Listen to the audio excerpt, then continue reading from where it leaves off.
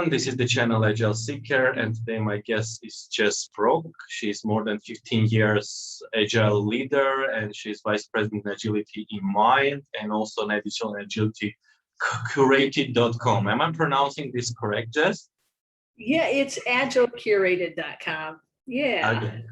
I see. Very interesting. They will obviously come back to this. So first of all, thank you for accepting the invitation and finding time for your busy schedule and providing time of sharing your valuable knowledge. So first of all, thank you for that. And then we'll go like more in deep with your knowledge. All right. Okay. I'm looking forward to it. Thank you. Okay. Thank you. Okay. So the first question, which is basically organic, how you get step in the Agile? Because like Agile is very young, let's call it very young because officially it was like 20 years old, like 2001. And pretty much that you started from the beginning of it. So how was your first experience with Agile? How you like discovered this for you? How was this first time? Sure. So it was about 2011, I'd say. And we had someone join us at the place I was working that was very interested in Agile. I think he had success in Agile. Honestly, I think he was the first unofficial Agile coach I think I've ever met in my life. And to this day, I believe he's still practicing. In any case, I led a application development team. So I was like a dev manager. So kind of, put yourself in a dev manager's shoes for just a moment. So you have personnel that you have to make sure that they're nurtured, getting what they need, that they're, creating, they're developing and building things on time and to spec, all that responsibility. And then you have the pressure coming down from the top. They want everything, due tomorrow. Oh, wait, no, wait, it was yesterday. They keep moving the goalposts, that whole song and dance, right? So it was a very, very busy job. I did enjoy it, I have to say, because I'm a technical person and very much enjoy working with people as well and collaborating. So it allowed me to do that. The problem was our delivery, to our customers. We did the things we were delivering. First of all, they were not frequent. They ended up being either not relevant or not as valuable. And I didn't know that when I was in the mix. So this person who got hired on had coffee with me a few times and had mentioned Agile, and he, threw out open space invites to me. And honestly, I was so busy, I just ignored it. I was like, this is just another fad. Everything seems so easy to these people. They don't understand what I'm going through, my team's going through, and all the pressures we're under. And that went on. I'm embarrassed to say I was an Agile naysayer.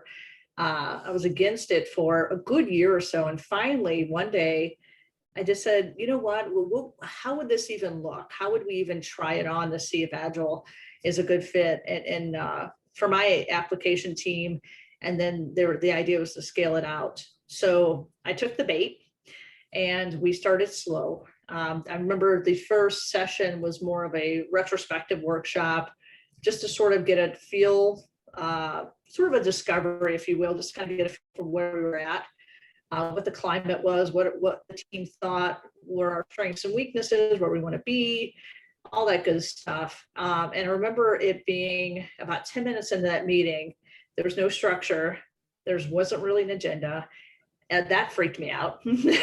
I was like, wait a minute. You mean that people can just like get together as professionals and just on the spot and collaborate? No, wait, we have to have documentation. We have to have an agenda for every single, engagement, even a 30-minute meeting. So I finally took a breath and just leaned into it. And I started seeing little changes. So for one, I started seeing the team light up before my eyes. People who are veterans who were really, what's the word I'm looking for? Probably jaded at this point, just of the, whole SDLC song and dance. They've been doing this for 10, 15, 20 years. They're not too far from retirement. They're just like, check this box, let's get it over with. But you could tell they were learning, that they were heard. They really were enjoying themselves. I started seeing inklings of that. And then from that, we slowly turned into, we tried sprints on for size.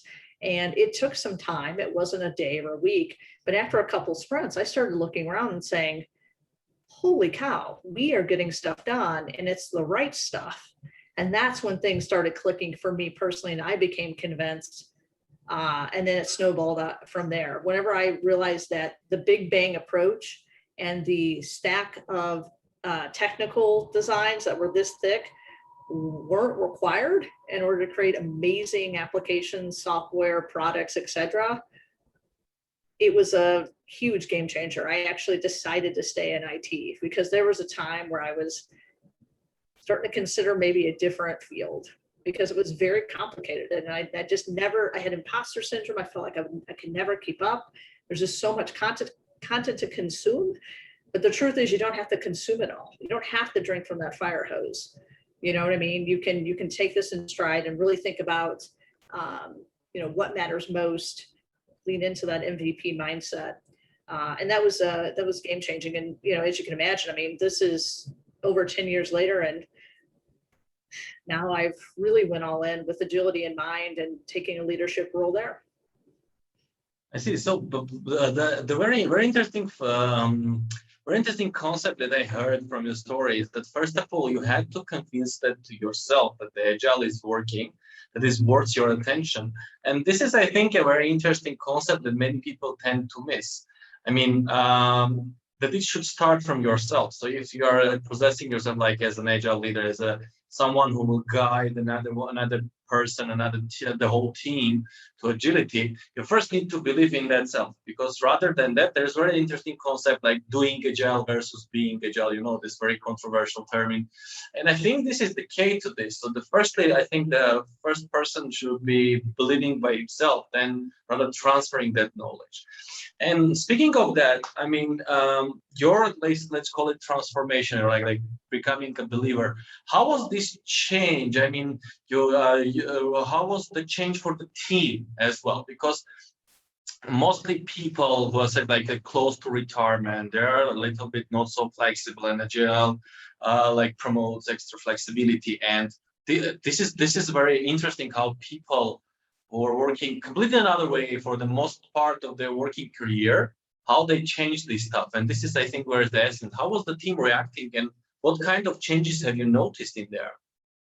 Yeah, so I can speak to, back then. I'm sure, I hope that those individuals are still tapped into Agile somehow. But at that time, if I think back, so I was blessed with a diverse team in that we had people closer to retirement, and then we had interns. So we had skills from across the spectrum, experiences across the spectrum. So that was a blessing. And I can say that Agile was a unifier, no matter what, an agnostic unifier, because from that initial sort of, I called a retro workshop, you could see everyone was being heard. Everyone felt like that their opinion was valued, that we actually were becoming unified on something. We weren't just playing whack-a-mole at support tickets anymore. We had a higher intent, and we were all in, and it was a really rejuvenating. And funny, I was still cynical leaving that meeting, because I was like, well, this seemed all exciting, but it'll fizzle out in a couple of days, right? And the thing that kept it driving was, and kept the morale up, was the fact that we were actually delivering valuable pieces of work. These were whether it would be a new release or a brand new website, a brand new app, all the way to the 30th release of something, something that had a little age on it. Mm-hmm. We were engaging these clients and making that a hard requirement as much as we could, almost daily. And that was a huge differentiator, because like I said before, it was very big bang. And I was in the higher ed industry during this time. So it's just, I don't want to stereotype, but I think it's safe to say that higher ed, government, some of those sectors are a little slow to adopt. So we had that working against us too. So it was a culture shift that it was tough. We got some pushback, but we really required, hey, in order to work with us, these are the attributes we had to, or else it was just never going to change. We had to start, creating this whole new mindset and flow, or else it was going to be every 8 months, maybe we release something meaningful if it were still relevant. And it was just huge morale killers. And you see these interns come in and they would become deflated after a couple of weeks. Like, this isn't what was talked about in my classes and what I see on TV and what I read about, right? Like, this is kind of the same old, right? And it doesn't, Yeah. and then we aren't even hitting the mark on top of that. So we had to break those habits. And I was awfully young when I had that job. And I think that I was, due to my insecurity and my lack of experience, I latched onto what I observed my superiors doing. So they were doing releases every 8 to 9 months and missing the mark. And so I was like, oh, okay, that's what we need to do. And there was no craving or hunger to be better than that. So I think, a long way to answer your question, the morale was just, it was like a brand new team. It really was. After, I'd say, the first couple sprints, it was very cemented as a brand new team. I remember the team started, having awesome ideas. Like, we were all walled off by cubicles, and we actually were able to snag a room from facilities, and we moved all desks in there, so it was more of an open space concept, because we preferred that collaboration.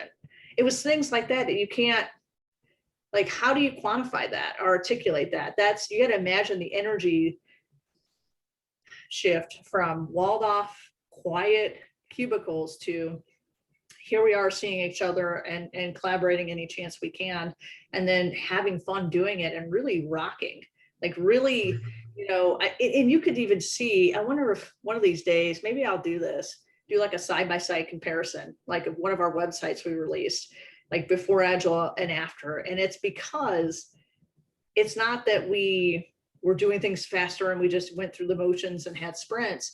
It was, we were talking to each other every day. It wasn't like, okay, I'll see you in a couple of weeks, or how you doing? Or, well, I'll have a one-on-one with you bi-weekly. No, it was not only we're talking to each other every day, we're talking to customers extremely frequently, at the minimum once a week. And we're getting their reactions to these increments of works, not the big bang release, the wireframe, the color scheme, the font phase, the every little bit. And that customer, I mean, they just were so proud whenever they've seen that release, because that's their work too, they were looping on all of that. So it really, I can't imagine a different way to do knowledge work. I really cannot. So by saying the brand new team, actually, I was conducting one interview a couple of weeks ago, and one of my guests saying, like, for people with with the age range that you have defined, I mean, like, people that are working most of the time of their career a different way, their desks are basically their life. I mean, they're working. So I think that shift from this cubicles going to the open space is really a stress for them as well. And I think in that way, initially, this resistance that you're saying that there was something pushing back, it will be organic. So what I was actually wondering is that for people who are resisting, I mean, and this is actually organic, because people are like working different way of like completely different for the most of their life. How did you overcome this? I mean, talking with them, showing them the value, or it just organically came after this couple of weeks sprint and I see they're starting to deliver value? And second part of the question that you have mentioned, that you came to this part of the job as being very inexperienced and with I call it like with the fresh mind, with someone who like just wanted to change anything. So what kind of obstacles was this on with or it just helped you to look to everything with this fresh eye, with the fresh new method? What's your opinion on that? Yeah. So the first part of that, you were asking how I convinced. Is that the question? The resistance part. Because Um, obviously it should have, but for the people who are trying something new, this is organic, I guess. yeah, it helped significantly that my team was being convinced with me. So I was probably more cynical than some of them. So my core team and I went through that transformation together, and really the morale was strong there, and then the delivery was strong. And I think what helped convince others, particularly our leadership, was that all of a sudden we came out of nowhere and were in our clients' eyes, we're meeting their expectations and oftentimes exceeding them. And there was just some buzz. So it got some leaders curious, like, what are you doing different than what you were doing and what we normally do? And I think that was the ultimate way to convince them, is to show them. They didn't even know they were being shown. That's, you know what I mean? It was more, we started on our own, and then it kind of percolated. Now, the one thing that I did, and it wasn't just me so I was gonna say, I took some risk and had some, whether I had the autonomy or not, I took it until someone told me no. I took that risk. I could have got a slap on the hand, but I took it anyway because I felt like it was the right thing to do.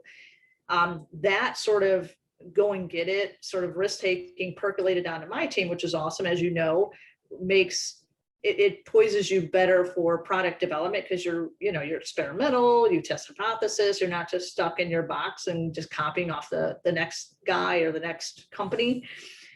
So all that was happening within a matter of a couple months.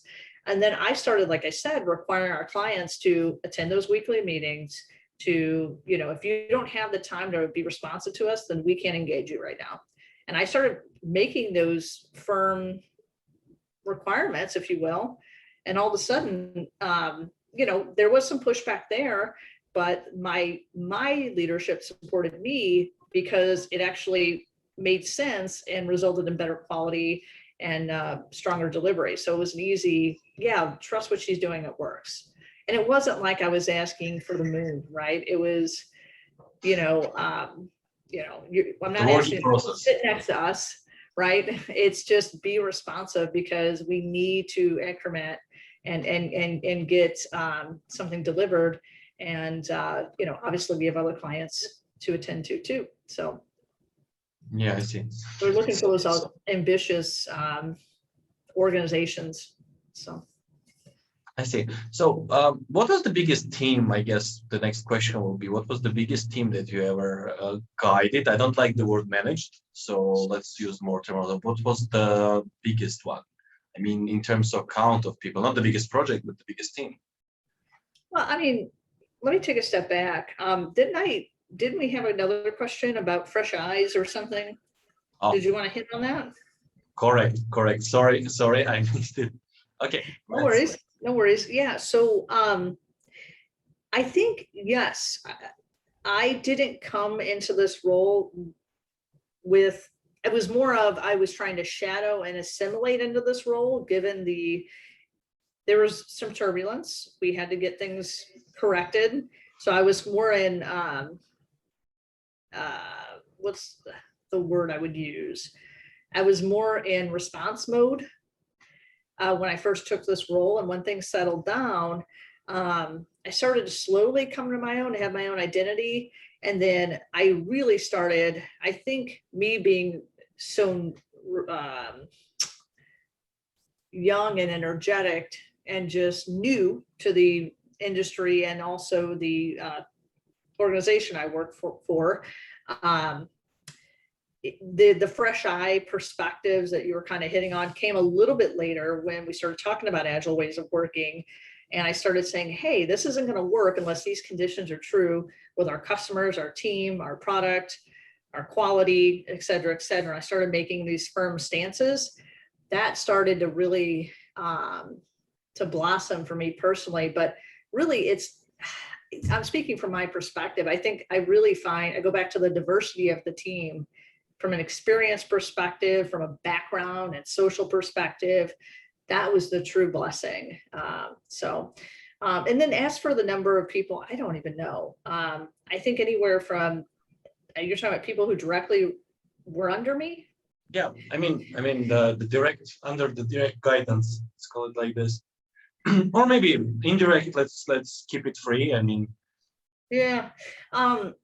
So indirect, I think if you go a few layers, I'd say only about 12 or 15. And whenever we did the Agile transformation, I think it was closer to 12, 10. But yeah, I wonder why you would ask that. What's the reasoning?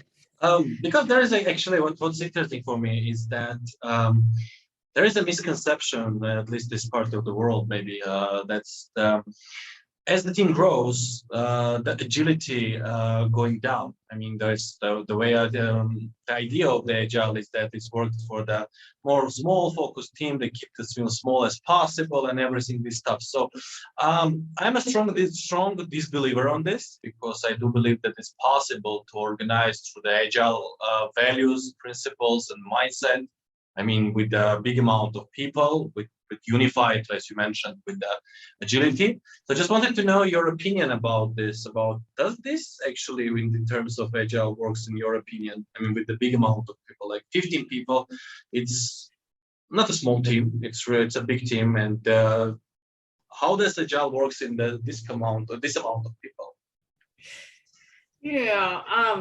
So my 2 cents on the matter is the more people that you incorporate, the more lines of communication, the more complexity. That's just the facts. So if you can cut that down, all the better. Oftentimes in large enterprises, it's just that could be it's a common constraint that you inherit a larger than you'd like team, and I think nothing's prescriptive. There's no one set way. There's no thou shalt do agile like this or do Scrum or whatever methodology or framework you're using. But my personal preference, if I had my druthers, if I was setting up agile teams, I would try to keep them as small as possible. I don't know, at 7, 5, and that. Whenever I do dojos, that number seems to be very good, just for the sheer lines of communication. And then psychologically, you just cannot create meaningful bonds with 10 other people. It starts to get very cloudy at that point. So I'd rather have a tight knit, high performing rock star team than have a mega team with all these competencies and connections, I guess. I don't know. But I mean, it's doable, like you said. It's just you got to consider that the communication and rapport, constraint there. So I think, was it SAFe? I might be misquoting, but Skilled Agile may have came out and said the new cap for at least a Scrum team size. Is it 12 or 15? They keep something around, yeah. And I saw that and I'm like, really? That's interesting. So I don't know. I mean, to your point, let's not put a firm number on it. We all have our preferences, but I think there's constraints and complexities we certainly shouldn't ignore. Absolutely. And why this? I think why this happens is that for the large enterprise companies or the big companies, it's for them easier to keep larger teams in terms of like not to break down to small teams. But I perfectly agree with you that for having like this rock star team that you are like expecting to deliver like this detailed value about this. And I perfectly agree with the complexity part as well, because more people, more communication channels, more risks and everything. So I think it depends on the company structure and what they are expecting to get from the team. Because there is always a condition, for example, to break down a big team to several small teams. So there is a preference. I think there should be this flexibility. This is all about agility.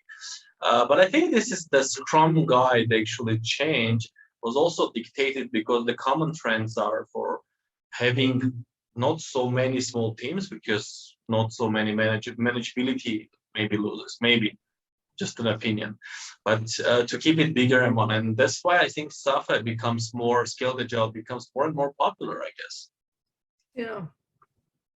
Yeah. We'll see how it goes. So while I was looking actually to your career in the LinkedIn, so I'm very curious.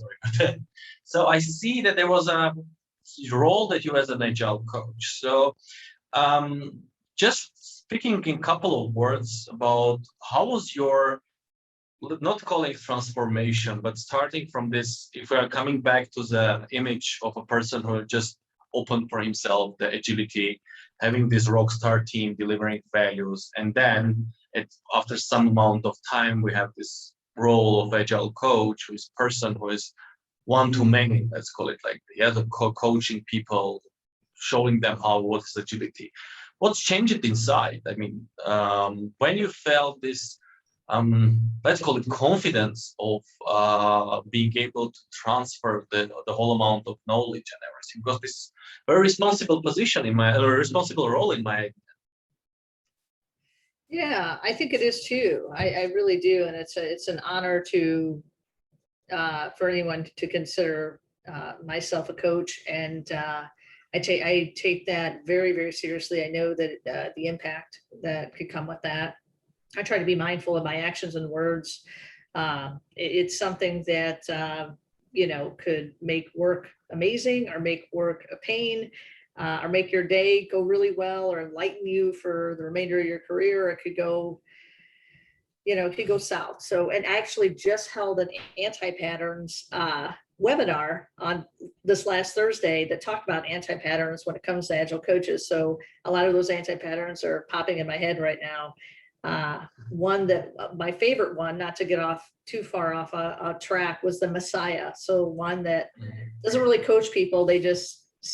They basically sound like Google, and thou shalt do Scrum like this, no other way. There's no flexibility. You must do every single Scrum event. And there's no meeting people where they're at. There's no empathy or anything like that. So, I don't remember the exact time where I decided, hey, I'm going to try to give this a go. I think I'm here. I do remember having quite a bit of conversation with people I look up to, my colleagues, mentors, asking them bluntly, what do you think? This is where I'm at with my career. Is it maybe, I'd love to be more in that individual contributor role. I do believe in agile ways of working. I love helping people, having some really deep soul searching conversations. But I would say, I don't know, it's like 6 years ago, maybe, if I'm just off the cuff.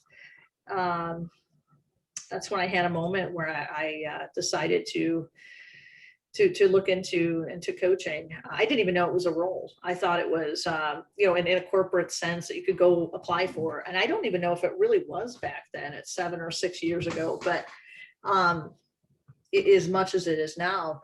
But, I saw speakers and keynotes and people who were really smart in the Agile scene. And I thought, oh, okay, I have some feedback on that, and look up to them, and how can I put that into practice in the real world, which would be via coaching. I think I have the experience, and the people skills to do it. At least people have told me that. I've been a proper Agile coach for several years now. So it seems to be a really good fit. And honestly, I truly forget I'm working. It just like I'm talking to you right now, I could talk like this all day. So I truly, genuinely have a passion for it. And I think that's a huge differentiator. So, yeah. With so big amount of skills actually necessary for being an agile coach, what will be the key one that you can distinguish? I mean, let's call it the king or a king skill. I mean, absolutely irreplaceable for being a person who can conduct agile coaching. What's your idea on this? Yeah, it's things that can't really be taught or coached. So this is where I would lean into the ethos of the individual. So are you truly empathetic? Do you listen actively, or do you listen to respond?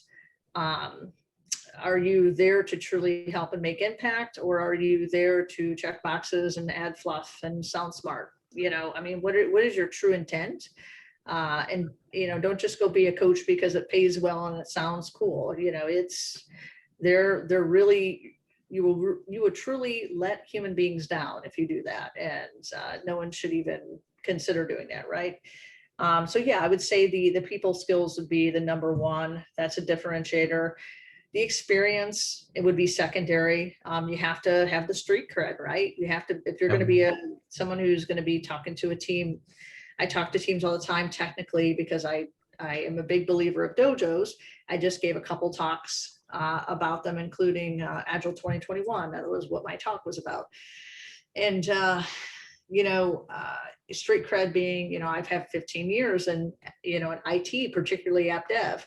So I can, compare what we're doing now to what we were doing 10 years ago. And we've done that 10 years ago. Don't do that now because of XYZ. I've walked a mile in those shoes before. So I think that really comes in handy and shows people that you're human and vulnerable, and it's a combination of, people skills, mentorship, and experience. I think that's what makes a good coach.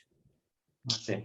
So I heard an opinion that being an agile coach is definitely not meaning like to have all the answers. It's more like let's find some answers together.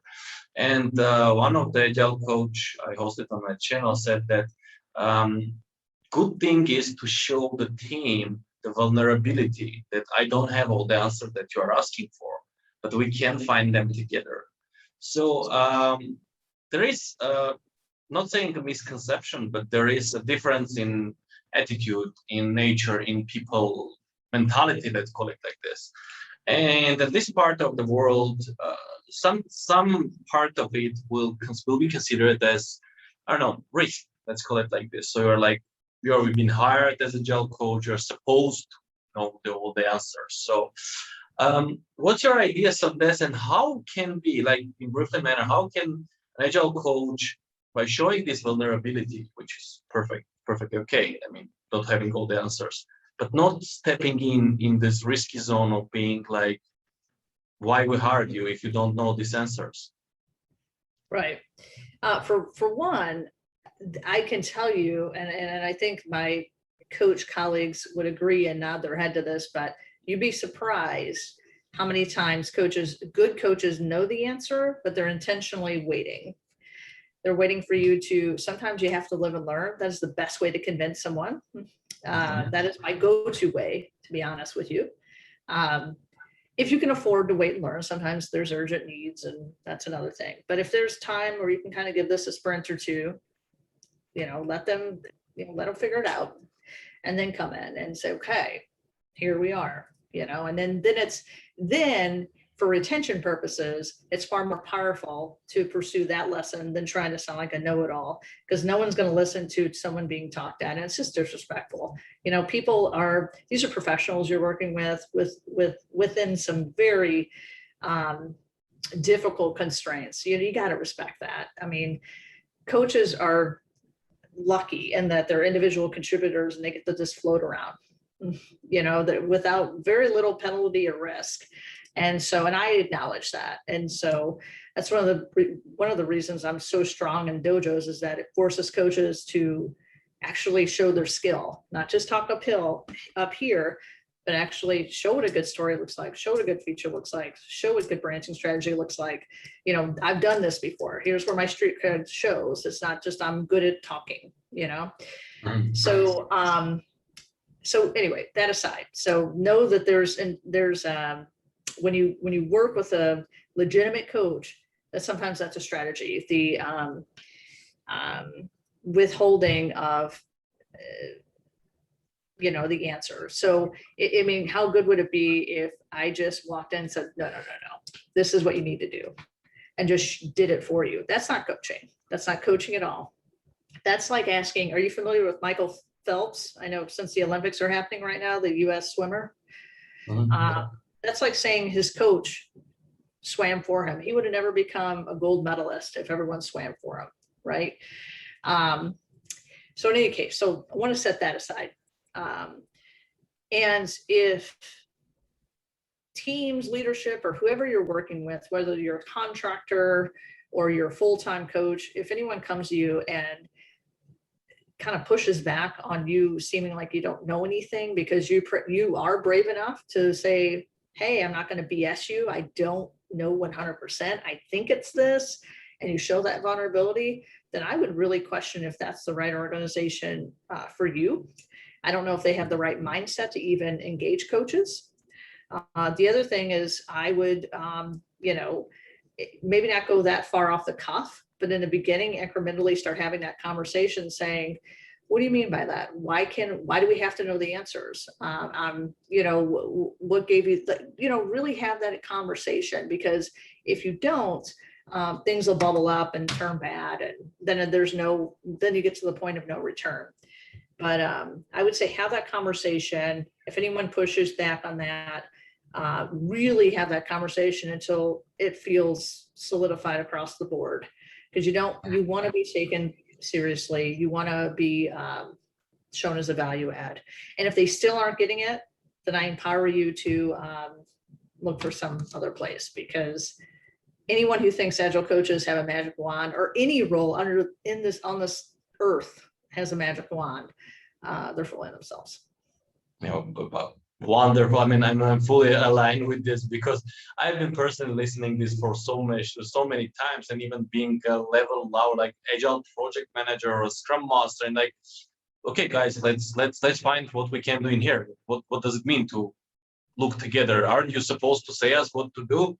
And this is the part of the coaching as well. I mean, this teaching as well. People should know that you are here to help them to find a way, not to show them, guys, this direction. Just go and you find it, because you might not know the industry and this also. I perfectly understand what you mean by that. I think it's a matter of time also in this part of the world to be developed this stuff, because it's agile is very young in here. Where are you from again?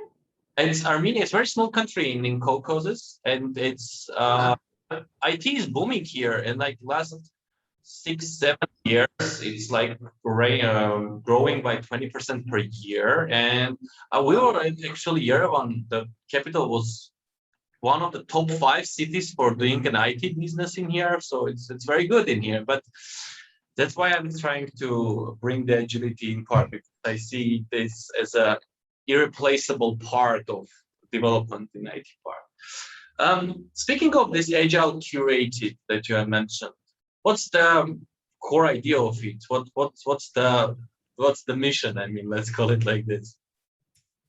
Well, I mean, actually, I wrote a mission statement. Hold on a second. It's on our website. Yeah, I just wanted to hear from you. I mean, in more expressive. Hold on a second. Sure. So as I'm pulling this up, I just want you to know that, like everybody else in the world during 2020, I was on lockdown. I was bored out of my mind. And there were many ideas I had that I wanted to, at least test a hypothesis. Does this have any legs? Does it have any promise? Will this do anything? Does anyone care about this idea? Agile Curated, I threw it out there as just a very simple newsletter. All it is every week I would gather bite-sized, interesting stories in Agile, from a technical side all the way up through leadership. I do this reading daily anyway, so I just favorite what I thought was interesting, and I would compile that every week and send that out to a mailing list, and the subscriptions just grew and grew and grew. Come to find out that the hypothesis tested true, and people actually did care for not just clickbaity stuff that they would see all the time and that LinkedIn's flooded with, but someone going in and intentionally curating solid material, whether it be podcasts, videos, articles. So that turned into something. And it actually grew to the point of getting some sponsorships. One of the sponsors was Agility in Mind. That's how I met them. I got laid off from a big Fortune 50 here in the United States in February due to COVID, or probably not due to COVID, to be honest. It was due to acquisitions, and then those acquisitions caused role redundancy, all that. The same old, it happens all the time in corporate. So did that. The day that I was laid off was the same day that I had an event that I was co-hosting with Agility in Mind. I had told them about the layoff, and they said, well, we love the event. We love working with you so far. Let's get you interviewed with the team. Found out that their values were very close to my values. The intent was to expand the business in the United States and really North America, but they didn't really have anyone for that. So I said, hey, I'd love to do that. I'd love to have that strategy and business development, and then also still have hands-on coaching for my role. And that's exactly what I do now. They brought me in April 1st, and it's been awesome ever since. I mean, now we're going on, 5 months, 4 months? I'm losing count, but every day has been productive, and it's just been, it's been a joy. I have dreamt of formally going all in on entrepreneurship for some time. But you mentioned your kiddo earlier. I also have a kiddo. You know, it's hard to take that leap when there's so many good corporate jobs out there, you know, that are very predictable. But I'm at the point in my life where I can take this chance, and it's been super rewarding. Like I said, every day. I mean that. Yeah, really. About this Agile Curated, I mean, you said that there were people growing, the subscription was growing, and you're saying, I think just an opinion. Let's go there. I think what's the main point of this is that it's not something taken just from the manifesto or the Scrum guide. It's more emotional because you are describing your daily experience with the teams, with the obstacles that you met, and this is what gathers people, I think, more. And this is, I think, what we miss actually in Agile. At least in this part of the world that I see, is that it's usually very scientific. Let's call it like so. The Scrum guys tell you that you need to do this, or so, like Agile Manifesto support this, and whenever you're asked like why we should do this, and the value loses. So I think what's actual agility is about connecting people with the daily experience, and through this keep them aligned with the manifesto values.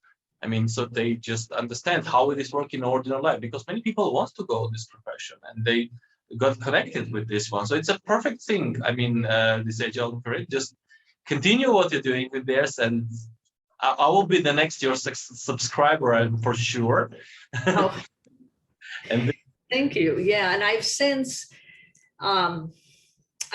partnered with Agility in Mind on this. It just felt right. I want to be synonymous with Agility in Mind. I don't want to conflate identity. And it so happens we have a team of awesome, just incredible coaches full of experiences and expertise to share. So now it's not just me curating content and commentary. It's our whole team. And so I get help from them. And it's the same format. It just has more people collaborating and contributing to it, which, does nothing but increase the value. Absolutely, I think it's all about the value. That's if you have this wonderful team of professionals, and which can contribute and bring more value than welcoming this. One question which I usually call a king question during my sessions. There are a lot of people who are trying to get into this profession, being at Agile project management and IT, coming from the management perspective, and not developers, not technical team, but having engineers. There are a lot of obstacles, obviously, risks and everything. So, like, looking back when you started this whole career, what will be your advice for a person who will come seeking for advice? So asking, okay, I want to step in an Agile. Where I start? What should I afraid of? What will be your guidance looking already from your experience? Well, I would say make sure you do your soul searching and your introspective work before you decide to declare anything. What couldn't hurt is going to get a certification, as a Scrum Master, product owner, coach. You can kind of do some light research on where those roles fall on the quadrants. I would say take, just a low effort, low risk, was it a day or two of your time? And if that still piques your interest, if you're still passionate about it, something you can see yourself doing, then I would certainly, if you have the ability to look into your network for a mentor, that would help. And then from there, if you want to be incremental about it, take a contract job, and then that way you can live a day in the life. Once you've been mentored and you've been certified, if you still like it, start pursuing more of a full-time role. But yeah, I think it's something that needs to be truly explored. It's not something that you could fully flip a switch on. Like we were saying earlier, for someone to be an Agile coach, to me, I mean, that could really any of these roles. I don't want to say that Agile coach is this like God role, right? But any of these roles could, because they deal with work, they deal with people. People spend the majority of their lives working. If they do the traditional, 5-day work week, they spend a lot of time doing that. They put everything, their identity, everything into it. So you really have a high responsibility in any of these roles. So make sure you make the right decisions and follow your heart. I think it's a wonderful advice, and I think the people who are watching this will get this value a lot, because I get questioned this a lot, and sometimes I refer them to professionals like you to just notify how they move this. Thank you very much for finding time, for giving me this opportunity to host you on my channel and get this all knowledge. I personally learned a lot. Thank you for that.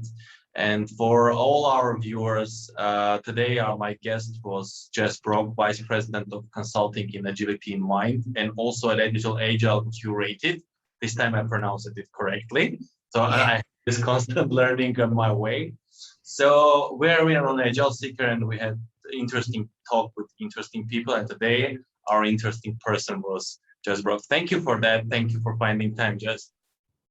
Thank you. Yeah, this is a pleasure. Thank you for the conversation. I thoroughly enjoyed it. Thank you very much.